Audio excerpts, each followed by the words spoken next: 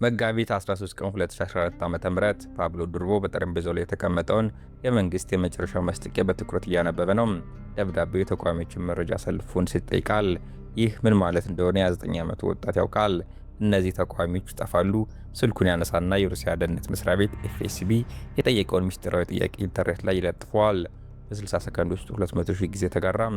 በጥቂት ደቂቃዎች ውስጥ ታርጋ የሌላቸው መኪኖች ህንፃውን ከበቡት። የኩባንያው ዳይሬክተሮች ቦርድ ከስራ እንዲባረር ድምፅ ሰጡም። የታጠቁ የጥበቃ ሰራተኞች ከህንፃው አስወጡት። ዱርቦ በታሪክ ውስጥ ለመንግስት የክትትል ሙከራ ትልቁን ንቀት አሳይቷል። የ$300 ሚሊዮን ኩባንያውን አጣ። አንድ ቦርሳ ብቻ ይዞ ሩሲያን ጥሎ ተሰደደ። ከዛም በፈረንሳይ ታሰረ። በ17 ሀገራትም ታገደ። እንዲሁም በኤፍኤስቢ፣ ሲአይኤ፣ በኢንተርፖል መታደን ጀመረ። ሩሲያ እሱን ለማገድ $18 ሚሊዮን ወጣ። በስህተት የራሷን ኢንተረስት ከምታጠፋ ድረስ የማይደፈር መተግበሪያ አፕ የገነባ ሰው ነው። ዛሬ 1 ቢሊዮን ህዝብ የእሱን ፈጠራ በነፃነት ለመነጋገር ይጠቀምበታል። በምድር ላይ ያለ እያንዳንዱ መንግስት እንዲቆም ይፈልጋል። ማንም ግን ሊነኩ አይችልም። አንድ ፕሮግራመር እንዴት ሁሉንም መንግስታት አሸነፈ?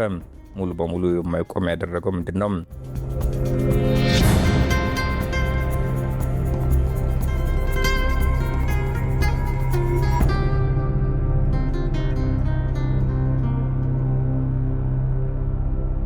ጥቅምት 10 ቀን 2016 ዓ.ም በቅዱስ ፒተርስበርግ ስቴት ዩኒቨርሲቲ አንድ ቀጭን የፍልስፍና ተማሪ ለአራተኛ ተከታታይ ሌሊት ሳይተኛ እያደረ ነው።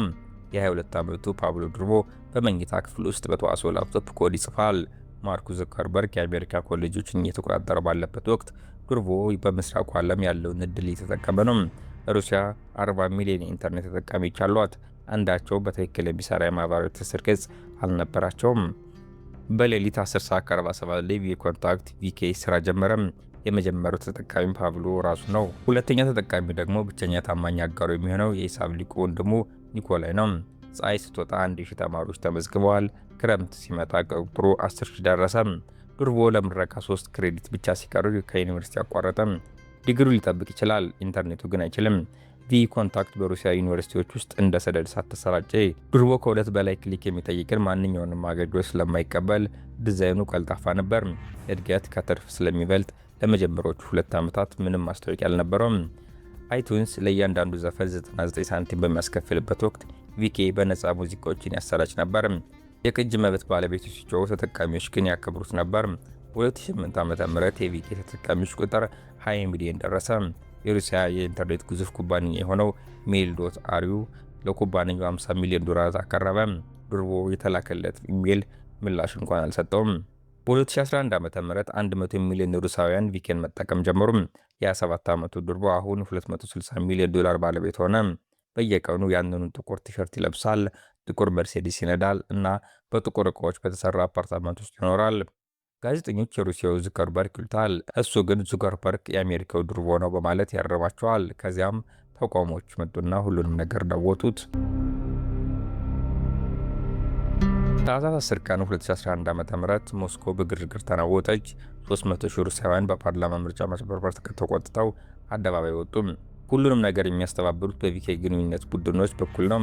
ፍትሃዊ ምርጫ የተሰኘው ገጽ 400,000 አባላት አሉት። ቦልቶኒያ አደባባይ ነበርን የተሰኘው ገጽ 250,000 አባላት አሉት። የተቃዋሚ መሪ አሌክስ ናቫልኒ የግል ገጽ 750,000 ተከታዮች ነበሩት። ቁጥሩም እየጨመረ ነበር። ክሬምሊን የሩሲያ መንግስት ደነገጠ። አንድ ኤፍኤስቢ ኮሎኔል በቀጥታ ወደ ዱርቦ ስልክ ደወለ። ወደ ቢሮ ሳይሆን ወደ ግል ስልኩ። የተቃዋሚ ቡድኖችን ዝጋለው። ዱርቦ ስልኩን ዘጋበት። ኮሎኔሉ መልሶ ደወለ። ይህ ጥያቄ አይደለም አለው። ዱርቦ ቁጥሩን ብሎክ አደረገው። ታህሳስ 24 ቀን ኤፍኤስቢ ወኪሎች በአካል መጡ። 3 ወኪሎች ያለ ፍርድ ቤት ትዕዛዝ መጡ። በጣም ጨዋዎች ነበሩ። ሁኔታውን በጥንቃቄ አስረዱት። ተቃዋሚዎቹ ቅንጅት ለመፍጠር ቪኬን እየተጠቀሙ ነው። ይህ ደግሞ መረጋጋትን ይናጋል። መረጋጋት ከአንዳንድ ድረገጾች በላይ ዋጋ አለው አሉት። ዱርቦ ንግግሩ በስልክ ቀረጸው። በዚያው ምሽት ድምፁን ኢንተርኔት ላይ ለጠፈው። ቪኬ የፖለቲካ ሳንሱር መሳሪያ አይሆንም ሲል ጻፈ። ፖስቱ 1 ሚሊዮን ላይክ አገኘ። ነገር ግን ላይክ ቀጥሎ የሚመጣውን ነገር ሊያስቆም አይችልም። ዱርቦ ወጥመዱ የተዘጋበት መሆኑን ለምን አላስተዋለም? ክሬምሊን የእሱን ኩባንያ ለመንጠቅ ምን ያህል ገንዘብ አወጣ? ግንቦት 16 ቀን 2012 ዓ.ም ዱርቦ የቅዱስ ፒተርስበርግን የልደት በዓል በሁከት ሙከራ ውስጥ አከበረ። 50,000 የሩሲያ ሩብል ኖቶችን እያንዳንዳቸው ወደ $150 ገደማ የሚሆኑ ወደ ወረቀት አውሮፕላን በመጠቅለል ከቪኬ ቢሮ መስኮት ወደ ውጭ ወረወራቸው። የገንዘብ አውሮፕላኖቹ በመቶዎች የሚቆጠሩ እግረኞች ገንዘብ በእውነትም ከሰማይ እየወረደ እንደሆነ እንዲያስቡ አረጋቸው። ከዚያም ሁከት ተቀሰቀሰ። አንዲት አያት ከአንድ ነጋዴ ጋር ተላተሙ። ተማሪዎች የገንዘብ ኖቶችን በአየር ላይ ለመያዝ የሰው ፒራሚድ ሰሩ። ይህ ሁሉ በሚሆንበት ወቅት ፖሊሶች ሲደርሱ ድርቦን በዝምታ ተጨማሪ ወረቀት አውሮፕላኖችን ሲያጥፍ አገኙት። በጥቂት ደቂቃዎች ውስጥ መንገዱ በረብሻ ተናወጠ። ድርቦ በሁለት ደቂቃ ውስጥ $200,000 ከበተነ በኋላ ድርጊቱን አቆመ። ለጋዜጠኞችም ሲናገር ገንዘብ በእውነት ሰዎችን ደስተኛ እንደሚያደርግ ለማየት ፈልጌ ነበር፣ ግን አያደርግም፣ ይልቁንም ወደ እንስሳነት ይለውጣቸዋል አለ። ይህ ድርጊት በዓለም ዙሪያ በከፍተኛ ተሰራጨ። ከመስኮት ገንዘብ የረጨው ሚሊዮነር ተባለ። የሩሲያ መንግስት መገናኛ ብዙሃን ግድ የለሽ እና በምዕራባውያን ተጽዕኖ የተበከለ ሲሉ ጠሩት። የጸጥታው ምክር ቤት በፓብሎ ዱሮቮቭ ላይ ትኩረት የሚሻ ሰው በሚል ምድብ ፋይል ከፈተበት። ይህንንም ወደ አስጊ ጥንቃቄ የሚደረግበት ሰው ደረጃ አሳደጉት። ይህ በእንዲህ እንዳለ ዱሮቮቭ ተገኝቶ ሳለ የቪኬ ባለቤትነት እንደ አሸዋ ይሸራተት ነበር። የፑቲን የቅርብ ወዳጅ በሆኑት ቢሊዮነር አሊሼር ኡስማኖቭ የሚመራው ሜል.አሩ ግሩፕ በተዘዋዋሪ ኩባንያዎች አማካኝነት የቪኬን 52 በመቶ ድርሻ ተቆጣጠረ። ዱርቦ ሲነቃ በገዛ ኩባንያው ላይ የነበረው የአብላጫ ድምፅ ቁጥጥር ማጣቱን አወቀ። ይህ በቦርድ ደረጃ የተካሄደው መፈንቅለ መንግስት ለመፈጸም 6 ወራት የፈጀ ሲሆን 14 የተለያዩ ፈንዶችን ያሳተፈ $1.4 ቢሊዮን የወጣበት ነው። ነገር ግን ቪኬን የገዙት ለትርፍ አልነበረም፣ የገዙት ለስልጣን ነበር። ወጥመዱ ተዘግቷል። ዱርቦ ግን ገና አላወቀም። ታህሳስ 13 ቀን 2013 ዓ.ም አስቸኳይ ለሚመለከቱ ብቻ የሚል መልእክት ያለበት የኤፍኤስፒ መመሪያ ቪኬ ዋና መስሪያ ቤት ደረሰ። ዩክሬን በግርግር እየነደደች ነበር።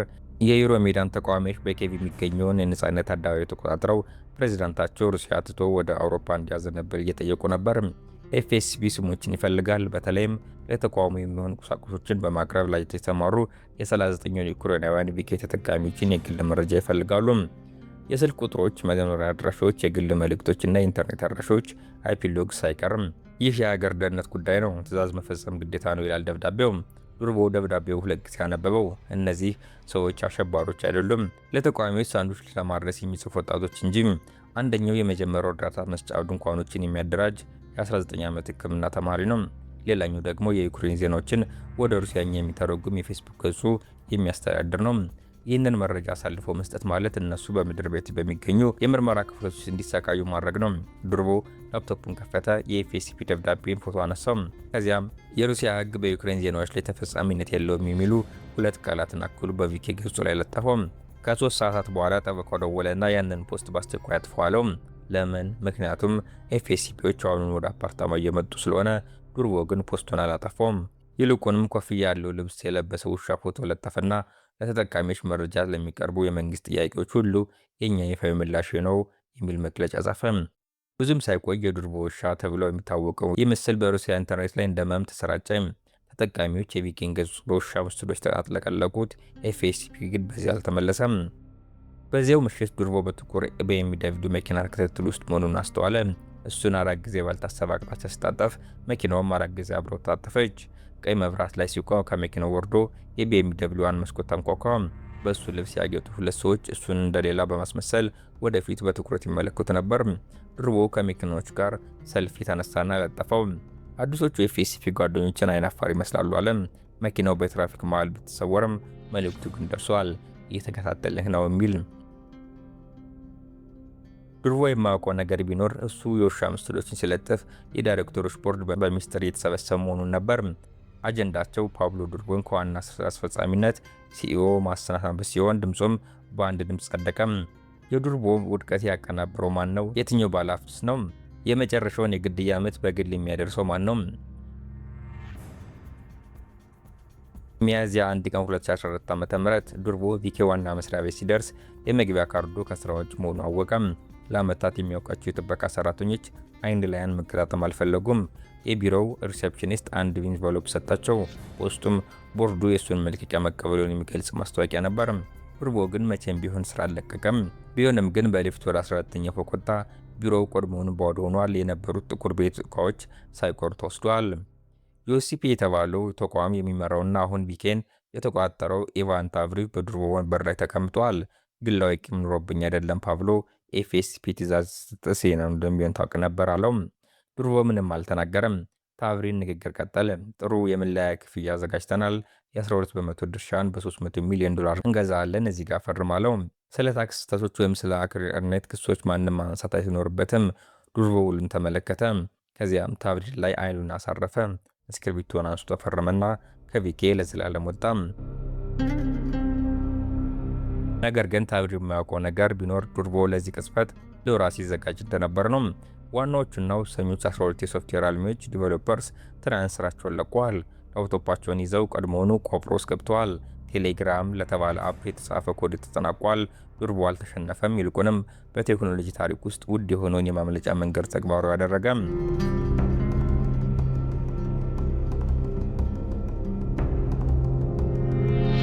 ሚያዝያ 21 ቀን 2014 ዓ.ም በኒውዮርክ ቡፋሎ ውስጥ በተከራየ አንድ ቪላ ውስጥ ዱርቦና 12 ፕሮግራም አድራጊዎች ባዶ ቤት ውስጥ ላፕቶፓቸውን ይዘው ተቀምጠዋል።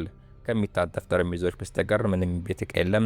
በሚስጥራዊ ኮድ ስልት ቀመሮች፣ ኢንክሪፕሽን አልጎሪዝምስ ከተሞላ ነጭ ሰሌዳ ውጭ ምንም ነገር የለም። እነሱ ቴሌግራምን እየገነቡ ያሉት ከባዶ ሳይሆን ለ5 ዓመታት በሚስጥር ሲሰሩበት ከቆዩት ስራ ነው።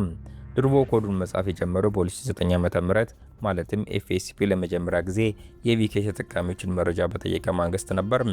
እያንዳንዱ ኮድ መስመር በአንድ መርህ ላይ የተመሰረተ ነው። መንግስታቱ ጠላቶቻችሁ ናቸው። መልእክቶቹ ቴሌግራም እንኳን ሊሰብሩ በማይችል መጨረሻ እስከ መጨረሻ ሚስጥራዊ ኢንክሪፕሽን ኢንድ ቱ ኢንድ ኢንክሪፕሽን የታጠሩ ናቸው። ሰርቨሮቹ በ9 የተለያዩ ህግ ክልሎች ውስጥ ተበታትነው ይገኛሉ።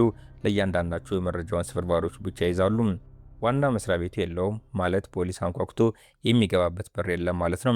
መለያየን አካውንት ስታጠፋ የተላላካቸው መልእክቶች በሙሉ ከተቀባዩ ስልክ ጭምር ይጠፋሉ። ቡድኑ ለ16 ሰዓታት ኮድ ይጽፋል፣ ለ8 ሰዓታት ይተኛል፣ ከዚያም ያንኑ ይደግማል። ምንም ኢንቨስተር ስለሌለ ዱርቦ ሁሉንም ነገር ከቪኬው መውጫ ባገኘው ገንዘብ ይሸፍናል። የዳይሬክተሮች ቦርድ ስለሌለ ዱርቦ 100% ባለቤት ነው። አፕል ለህግ አስከባሪዎች የሚሆን መግቢያ ባክዶርስ እንዲጨምሩ ሲጠይቃቸው የዱርቦ ምላሽ በፍጹም አንፈቅድም የሚል ነበር። ነሐሴ 12 ቀን 2014 ዓ.ም ቴሌግራም ለህዝብ ይፋ ሆነ። የመጀመሪያው ቀን 100 ሺህ ሰዎች አውርደውታል። በመጀመሪያው ሳምንት 1 ሚሊዮን፣ በመጀመሪያው ወር ደግሞ 8 ሚሊዮን ደረሰ። የተቀላቀለው እያንዳንዱ ተጠቃሚ ከማንኛውም አገልግሎት ይልቅ ለግል ምስጢራዊነት ፕራይቬሲ ዋጋ የሚሰጥ ነው።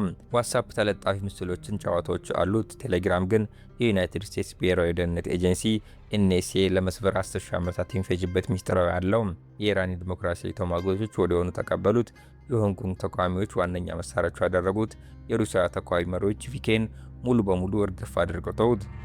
ኤድዋርድ ስኖደን በሩሲያ በስደት ላይ ሆኖ ድጋፉን ገለጸ። አይኤስ መጠቀም ጀመረ። ይህም ዱርቦን ለዘላለም የሚያሳድድ ዝግጅት ሆነ። ቢሆንም ግን እሱ መሩ ላይ ጸና። ሚስጥራዊነት ፍጹም ነው። ለማን እንደሚገባ አንተ የመምረጥ መብት የለም። በ4 ወራት ውስጥ ብቻ ቴሌግራም 50 ሚሊዮን ተጠቃሚዎች ደረሰ።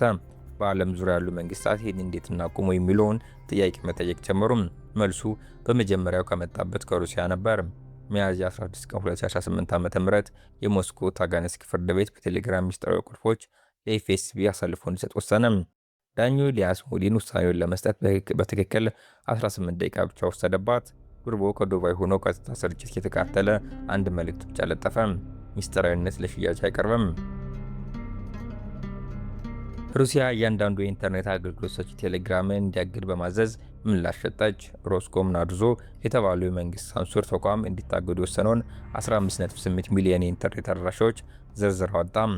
ይህ ጽሑፍ ስህተት አይደለም። 15.8 ሚሊዮን የአማዞን ድረገጽ አገልግሎት በመላው ሩሲያ ተቋረጠ። የጉግል አገልግሎቶች ተሰናከሉ። የማይክሮሶፍት አዙር ስራ ቆመ። የኢንተርኔት ባንክ አገልግሎቶች ቆሙ። ሩሲያ አንድን መተግበሪያ አፕ ለማቆም ስትሞክር በስህተት የራሷን ኢንተርኔት ሰበረችው። ቴሌግራም ግን አሁንም በትክክል ይሰራል።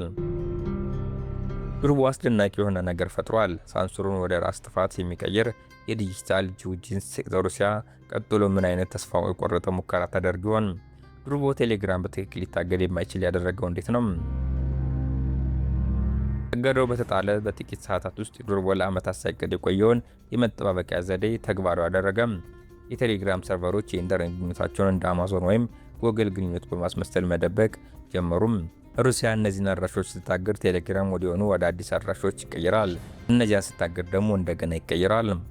የሩሲያ ፕሮግራም አድራጊዎች በአንድ ሌሊት $7000 ዋጋ ያላቸው ተኪ ሰርቨሮች ፕሮክሲ ሰርቨርስ በመፍጠር የቴሌግራም አገልግሎትን በነፃ አቀረቡ።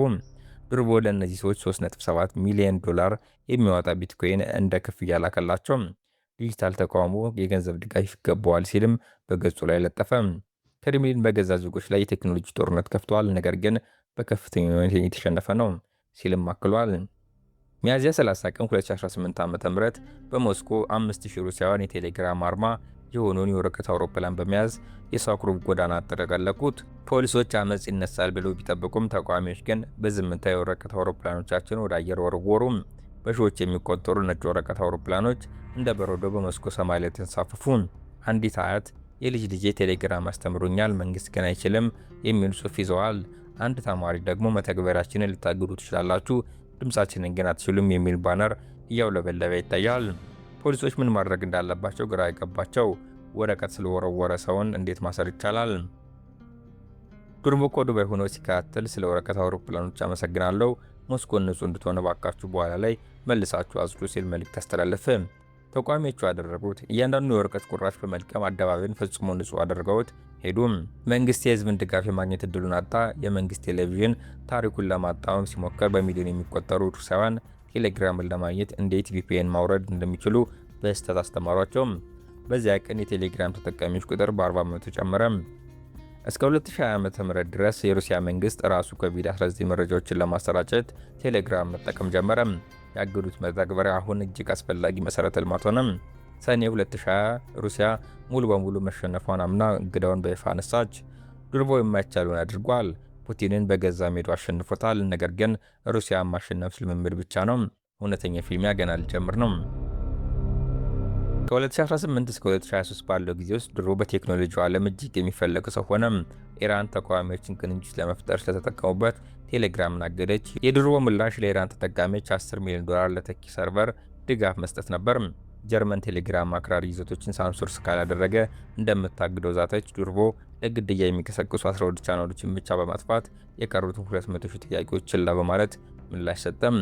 ህንድ በካሽሚር ተቃውሞ ወቅት ቴሌግራም ዘጋች። የዱርቦ ምላሽ በ6 ሰዓታት ውስጥ የሚሰሩ ድንገተኛ ተኪ ሰርቨሮችን መፍጠር ነበር። ቻይና ሙሉ በሙሉ አገደችው። ብራዚል እንዲታገድ አዘዘች። ኢንዶኔዥያ፣ ፓኪስታን እና ታይላንድ እያንዳንዳቸው የራሳቸውን ሙከራ ቢያደርጉም ሁሉም አልተሳካላቸውም። የቴሌግራም ተጠቃሚዎች ቁጥር 500 ሚሊዮን ደረሰ። ከዚያም 600 ሚሊዮን፣ ቀጥሎ 700 ሚሊዮን ሆነ። እያንዳንዱ መንግስት ጥያቄውን መተግበሪያው በበለጠ ፍጥነት እንዲያገድ አደረገው። እያንዳንዱ ገዳይ ደግሞ ነፃ ማስታወቂያ ሆነለት። ድሩቦ አንድ ጥልቅ እውነታ ተገነዘበ። መንግስታት ፈጠራን በጣሉ ቁጥር ሰዎች ይበልጥ ይፈልጉታል። ነገር ግን ስኬት ዋጋ አለው። ድሩቦ የእስር ማዘዣ ስላለበት ወደ ሩሲያ መግባት አይችልም። የደህንነት ስጋት ስላለበት ወደ ኢራን መግባት አይችልም። በጣም አደገኛ ስለሆነ ደግሞ በማንኛውም ቦታ ከ6 ወር በላይ መቆየት አይችልም። አሁን እሱ ቋሚ የቤት አልባ ሆኗል። የግል ጀቶች፣ ባለ 5 ኮከብ ሆቴሎች አሉት፣ ነገር ግን ቤት የለውም። የእሱ ዋና ቡድን በዱባይ፣ ሲንጋፖር እና ባርሴሎና ተበታትነዋል። በአንድ ከተማ ውስጥ ከ4 ፕሮግራም አድራጊዎች በላይ አይኖሩም። ፖሊስ አንድን ቢሮ ቢወር ቴሌግራም ከሌሎች ቦታዎች መስራቱን ይቀጥላል። ድሩቦ ራሱ በፈረንሳይ፣ በተባበሩት አረብ ኤሚሬትስ እና በካሪቢያን ደሴቶች መካከል ይንቀሳቀሳል። 5 ፓስፖርቶች ቢኖሩትም የማንኛውም ሀገር ዜጋ አይደለም። ሴቶች እሱ ነገ ሊሰወር እንደሚችል ሲረዱ የፍቅር ግንኙነታቸውን ያቋርጣሉ። ጓደኞቹም ቢሆኑ ከዚህ በስደት ላይ ካለ ቢሊዮነር ሁልጊዜም አንድ ነገር ይፈልጋሉ። ለ1 ቢሊዮን ሕዝብ ሚስጥራዊነትን የሰጠው ሰው ራሱ ምንም ሚስጥር የለውም። የፈረንሳይ ስለላ ድርጅት ለቁርስ ምን እንደሚበላ ያውቃል። የሩሲያ ኤፍኤስቢ በረራዎችን ይካተላል። ሲአይኤ ቴሌግራምን የሚቆጣጠር ልዩ ቡድን አለው። እሱ በተመሳሳይ ጊዜ ሊነካ የማይችል የተጋለጠ ሰው ነው። ዓለምን በመቃወሙ ምን አይነት ዋጋ ይከፍል ይሆን? የትኛው መንግስትስ በመጨረሻ ይዘው ይሆን? መጋቢት 2024 ዓመተ ምህረት ድሩቦ አንድ ተሰራ። የፈረንሳይ ፓስፖርቱ ከስር ይጠብቀኛል ብሎ በማመን ወደ ፈረንሳይ ለመጓዝ ቀጠሮ ያዘ፣ ግን ተሳስቶ ነበር። የፈረንሳይ አቃቢ ሕጎች ለ2 ዓመታት መዝገብ ሲያደራጁ ቆይተዋል። ክሶችም የቴሌግራም ምስጠራ፣ ለህፃናት ጥቃት፣ ለእጽ ዝውውር፣ ለገንዘብ ማጭበርበርና ለሽብርተኝነት እቅድ ምቹ ሁኔታን ፈጥሯል የሚሉ ናቸው። ክሱ ድሩቦና እነዚህ ነገሮችን አድርጓል የሚል ሳይሆን ይዘቶቹን ለመቆጣጠር ሞዴሬተር ፈቃደኛ ባለመሆኑ እነዚህ ድርጊቶች እንዲፈጸሙ ፈቅዷል የሚል ነው። ይህ የህግ አስተሳሰብ እያንዳንዱን የማህበራዊ ትስስር ገጽ ዋና ስራ አስፈጻሚ ወንጀለኛ የሚያደርግ ነው። ነገር ግን ፈረንሳይ ቀዳሚ ምሳሌ መሆን ትፈልጋለች። ፓብሎ ድሩቦ እንኳን ሳይቀር ለመንግስት ስልጣን መንበርከክ እንዳለበት ለማድረግ ትሻለች። ነሐሴ 4 ቀን 2024 ዓ.ም ከምሽቱ 2:47 በፓሪስ ዱቦርዚ አውሮፕላን ማረፊያ የድሩቦ ገልፍ ስትሪም J650 የግል አውሮፕላን በደመና ውስጥ አልፈው ወደ ማረፊያ መስመር 27 ዝቅ ይላል። የፈረንሳይ ልዩ ፖሊስ ኃይሎች በ3 ታርጋ በሌላቸው ቫኖች ውስጥ ነው ይጠብቁታል። ይህንን ከዱባይ የተነሳ በረራ ለ14 ሰዓታት ሲቃጠሉ ቆይተዋል። ድርቦ በመቀመጫ ላይ ሆኖ ስለ ምስጢር ኢንክሪፕሽን የሚገልጹ ጽሑፎችን እያነበበ ወደ እስር ቤት እየበረረ መሆኑን አላወቀም። ጄቱ መሬት ተነክቶ ወደ ግል ተርሚናል አመራ። የሞተሩ ድምፅ ጠፋ። በሩ ተከፈተና ድርቦ ታየ። ለ15 ዓመታት የለበሰው ያ ጥቁር ቲሸርትና ጥቁር ጂንስ ከደረጃው 3 እርምጃዎችን ወረደ። አቶ ድርቦ ዞር ሲል 6 መኮንኖች ከበቡት። በቁጥጥር ስር ውለዋል። መብቱን አላነበቡለትም፣ ክሱንም አላብራሩለትም። የዓለማችንን እጅግ አስተማሚ መልእክት መለዋወጫ መተግበሪያ የፈጠረውን ሰው ተራ ሌቦች በሚታሰሩበት ካቴና አሰሩት። ለሽብርተኞች ተብሎ የተዘጋጀው የኤልዜ ቤተ መንግሥት የማቆያ ማዕከል ለ96 ሰዓታት የድርቦ ቤት ሆነ። መርማሪዎች በመቶች የሚቆጠሩ መንገዶች ያንኑ ጥያቄ ይጠይቁታል። ለምን በጓሮ በር ባክዶር እንድንገባ መረጃ ሰጠንም? ስንት ወንጀለኞች ቴሌግራም ይጠቀማሉ? ሰርቨሮቹ የት ናቸው? ድርቦ በመቶች የሚቆጠሩ መንገዶች ያንኑ ምላሽ ይሰጣል። ሚስጥራዊነት ፍጹም ነው። ለማን እንደሚገባ የመምረጥ መብት የለም። በሦስተኛው ቀን አንድ አስገራሚ ነገር ተከሰተ። እሱን በስደት ያባረረው የሩሲያ መንግስት እንዲፈታ ጠየቀ። ፈረንሳይ የመናገር ነፃነትን ያጠፋች ነው ስትል የውጭ ጉዳይ ሚኒስቴር ቃል አቀባይ ማሪያ ዛክሮቭ ተናገረች። በ2014 ዓ.ም ድርቦን የምዕራባውያን ወኪል ስትል የጠራችው ያቺው ሴት አሁን የፖለቲከኛ እስረኛ ስትል ጠራችው። ድርቦ ካልተፈታ የሩሲያ ሀገሮች በፈረንሳይ መሰረተ ልማቶች ላይ ጥቃት እንደሚያደርሱ ዛቱ። ምጸቱ በጣም ግልጽና የሚታይ ነበር። ኤድዋርድ ስኖደን በሩሲያ ጥገኝነት ላይ ሆኖ እንዲህ ሲል በትዊተር ገጽ ላይ ጻፈ። የድርቦ መታሰር በመሰረታዊ የሰው ልጅ መናገርና የመደራጀት መብቶች ላይ የተሰነዘረ ጥቃት ነው። ይህ እብደት ነው። ኤለን መስክ ደግሞ ይህ አውሮፓ ነው። በ2030 ዓ.ም አንድም መሳለቂያ ምስል መምስለ ወደድክ ላይክ ስላደረግ ለሞት ትበቃለህ የሚል ሀሳብን አጋራም። ኢንተርኔቱ ወገኑን መረጠ። በሚያስገርም ሁኔታ ደግሞ የመረጠው ድርቦን ነበር። ነሐሴ 28 ቀን 2024 ዓ.ም ከቀኑ 12 ሰዓት ከ96 ሰዓታት እስር በኋላ ፈረንሳይ ድርቦን በ5 ሚሊዮን ዩሮ ዋስ ለቀቀችው። ነገር ግን አገሪቱን ለቆ መውጣት አይችልም። በሳምንቱ 2 ጊዜ ለፖሊስ ሪፖርት ማድረግ አለበት። 5ቱም ፓስፖርቶች ተወርሰዋል። ነፃ ሆኖ ለመኖሪያ ከሩሲያ የሸሸው ሰው አሁን በዲሞክራሲ ስም በፈረንሳይ ታስሯል። ከፍርድ ቤት ውጭ የቆመው ድርቦ ሽበት ያወረሰው ይመስላል። 4 ቀናት 4 ዓመታት ያስረዱት ይመስላሉ። ነገር ግን በቴሌግራም ላይ የለጠፈው የመጀመሪያው መልእክት ያንኑ የድሮ እምቢተኝነት የሚያሳይ ነበር።